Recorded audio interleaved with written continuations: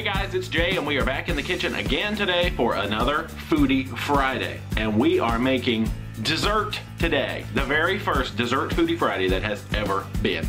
And we're keeping it simple, as usual. I figured a good start and something that we like to have every now and then is eclair cake. And you may have experienced this at a picnic or potluck in the past, and I don't know if it's just a southern thing or an all over thing, but it's usually graham crackers, there's pudding in there, there's like, usually people will melt a cake frosting and put that on the top, and it's kind of, I guess, like a fake eclair kind of thing. So, let's do it. Phase 1 is pudding preparation, which is actually pretty easy because the instructions are right on the box. So we are going with 2 packages of Jello sugar-free, fat-free instant pudding mix that is of the vanilla variety, 4 cups of fat-free milk, and we whisk for a couple of minutes or until puddingified. There we go, everything seems pretty well incorporated, not too many crystally granulars left in there, so we'll put this in the fridge until it soft sets.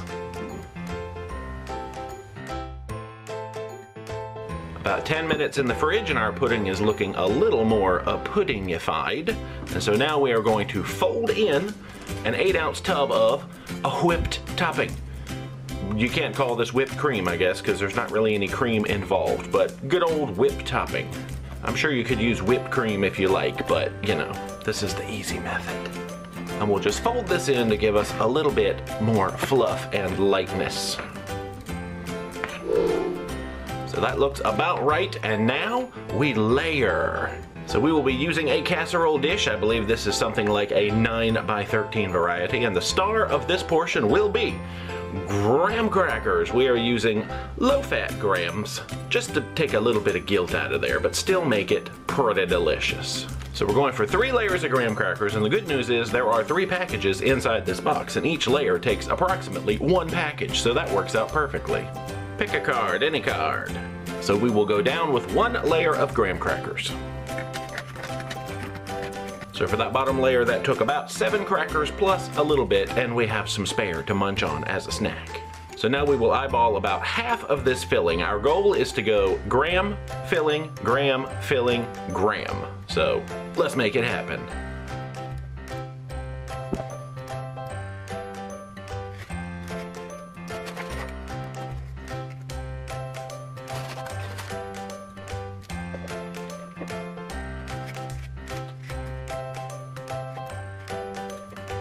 There we go, so we are all layered up, and we will put this back in the refrigerator to just sort of firm up a little bit. And now the next phase, ganache, which is fancy chocolate topping.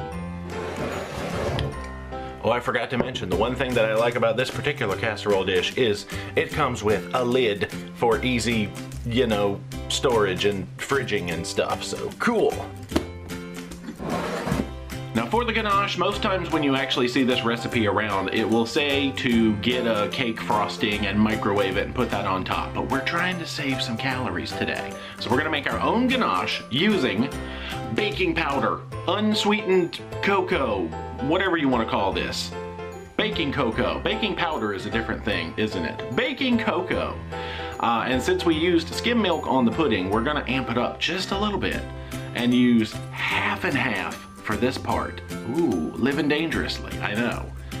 Now I know it's kind of ironic earlier when I was talking about the whipped topping that I took the easy route there, and then I'm making my own ganache rather than doing something else easy, but, you know, I'm an enigma. What can I say? So let's do this. So in a small pot over high heat, I'm using a little 1-quart pot here, we will put 1 cup of half and half. And the goal is to get this up to the point just before it wants to simmer. You don't really want to get a simmer or a boil on it, but you want to get it hot enough to where it's almost at a simmer. We'll give it gentle stirs every now and then to make sure it's not, you know, doing bad things. So this has only been going for 3 or 4 minutes, and we're already seeing smoke coming off of it. Just giving some nice continual stirs. I'm starting to see and hear threats of bubblage, so we are going to remove this from the heat. Turn off the heat.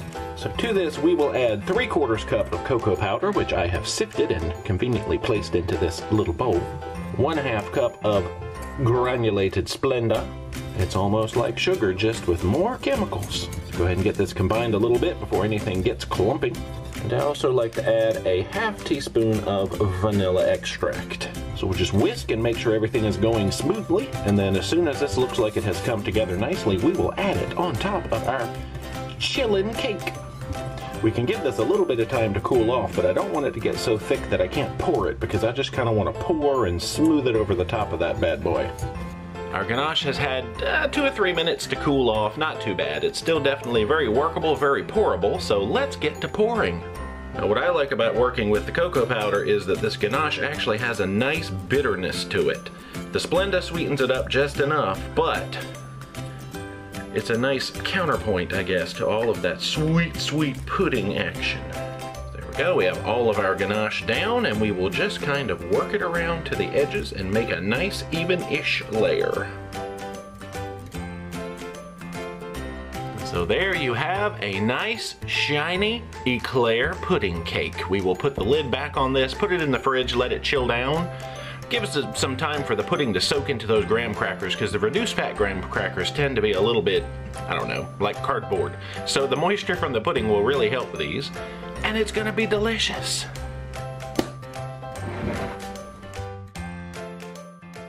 And that is it. You have eclair cake. This has actually already been in the fridge for a couple of hours and has set up nicely. So I just wanna take a big bite out of it like that.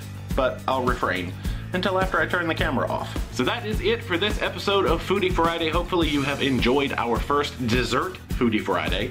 I know I have.